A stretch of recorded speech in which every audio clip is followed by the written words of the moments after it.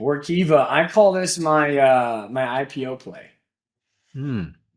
because what Workiva is I mean they do a lot of things, but a big part of their software offering is S1 preparings. So when a company prepares to go public and they have all these S1s and whatnot, and they got to do S1 and then the amendment to the S1 and then the second amendment to the S1 and the third amendment to the S1. If you go to the SEC filings of a company that's about to go public, there's like you'll see a bunch of documents. There's the S1 and then S1-A, S1 dash, and this was all the way down. So, anyways, there's a lot of filings that go into going public, right? Where Kiva helps companies prepare those filings. So when the IPO market is red hot, where Kiva sees big demand for its offerings and the stock does really, really well. Look at the long-term stock price chart.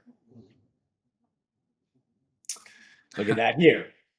When was the big growth for this company? Oh, surprise, surprise. March 2020 to November 2021. IPO market was blitzingly hot during this time.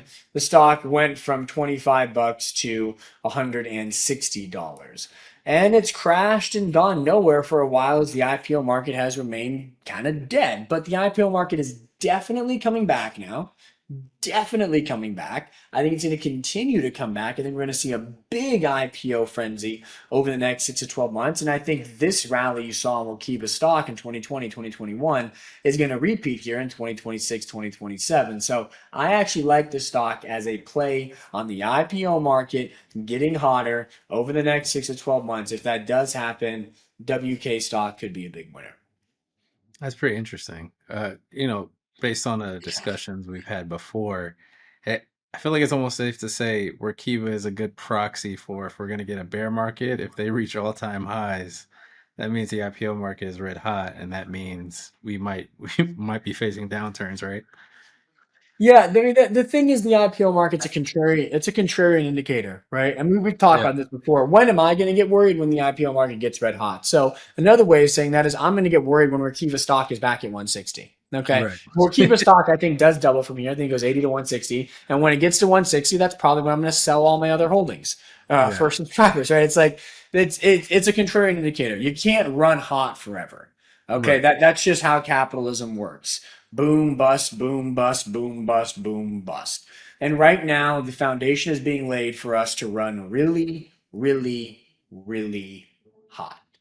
AI spending going through the roof, AI models evolving rapidly, physical AI applications coming, deregulation, a bunch of government support, consumers starting to feel good, retail folks getting back into it, Wall Street bets regaining energy.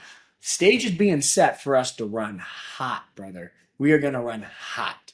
And then eventually, when you run hot, you run too hot. And when you run Mhm. too hot, you go off the cliff. And that's when a repeat of 2022 happens. Or worse yet, a repeat of the dot-com crash. So that's my concern. That day is coming. That day of reckoning is coming. Mark my Yeah. word. I'm I don't think you're going to find anybody in this world more optimistic about the long-term potential of AI to transform everything about everything. I am as optimistic as it gets about that. But even as that person, I recognize AI stocks do not grow to the sky forever.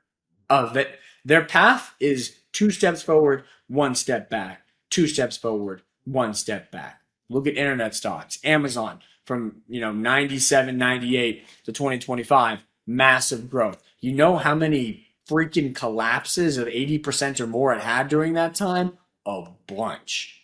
And so guess what? We're looking at all our big AI stocks, Palantir, Axon, big time winners. They'll drop 50% or more at some point. They absolutely will.